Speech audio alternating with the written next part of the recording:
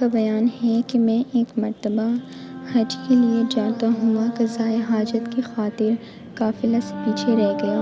ابھی تھوڑی ہی دیر گزری تھی کہ میں نے ایک نوعمر لڑکے کو اس جنگل میں سفر پیما دیکھا۔ اسے دیکھ کر پھر ایسی حالت میں کہ وہ پیدل چل رہا تھا اور اس کے ساتھ کوئی سامان نہ تھا اور نہ اس کا کوئی ساتھی تھا، میں حیران ہو گیا اور فوراً اس کی خدمت میں حاضر ہو کر عرض پرواز ہوا: صاحبزادے، یہ لکھ و دک صحرا اور تم بالکل تن و تنہا، یہ معاملہ کیا ہے؟ ذرا مجھے بتاؤ تو صحیح کہ تمہارا زاد راہ اور تمہارا راحلہ کہاں ہے اور تم کہاں جا رہے ہو؟ اس نوخیس نے جواب دیا: ذاتی تقویٰ و رحلتی رجلا و قصدی مولایا۔ میرا زاد راہ تقویٰ اور پرہیزگاری ہے، میری سواری میرے دونوں پاؤں ہے اور میرا مقصود میرا پالنے والا ہے اور میں حج کے لیے جا رہا ہوں۔ میں نے کہا کہ آپ تو بالکل گمسن ہیں، حج تو ابھی آپ پر واجب نہیں ہے۔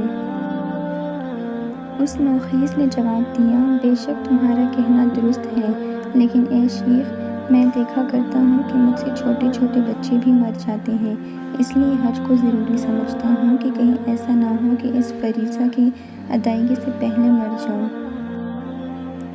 میں نے پوچھا: اے صاحبزادے، تم نے کھانے کا کیا انتظام کیا ہے؟ میں دیکھ رہا ہوں کہ تمہارے ساتھ کھانے کا بھی کوئی انتظام نہیں ہے۔ اس نے جواب دیا: اے شیخ، کیا جب تم کسی کے یہاں مہمان جاتے ہو تو کھانا اپنے ہمراہ لے جاتے ہو؟ میں نے کہا: نہیں۔ پھر اس نے فرمایا: سنو، میں تو خدا کا مہمان ہو کر جا رہا ہوں، کھانے کا انتظام اس کے ذمہ ہے۔ میں نے کہا: اتنے لمبے سفر کو پیدل کیوں کرو گے؟ اس نے جواب دیا کہ میرا کام کوشش کرنا ہے اور خدا کا کام منزل مقصود تک پہنچانا ہے۔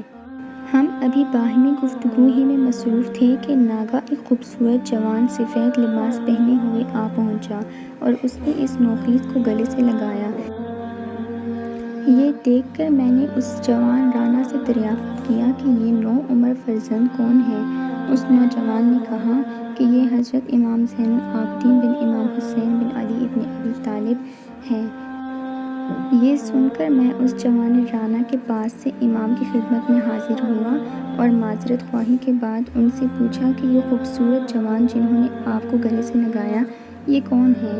انہوں نے فرمایا کہ یہ حضرت خضر نبی ہیں، ان کا فرض ہے کہ روزانہ ہماری زیارت کے لیے آیا کریں۔ اس کے بعد میں نے پھر سوال کیا اور کہا کہ آخر آپ اس طویل اور عظیم سفر کو بلا زاد اور راحلہ کیوں کر طے کریں گے؟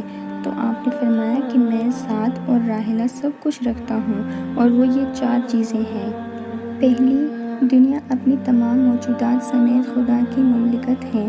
دوسری، ساری مخلوق اللہ کے بندے اور غلام ہے۔ تیسری، اسباب اور رزاق خدا کے ہاتھ میں ہے۔ چوتھی، قضائے خدا ہر زمین میں ناقص ہے۔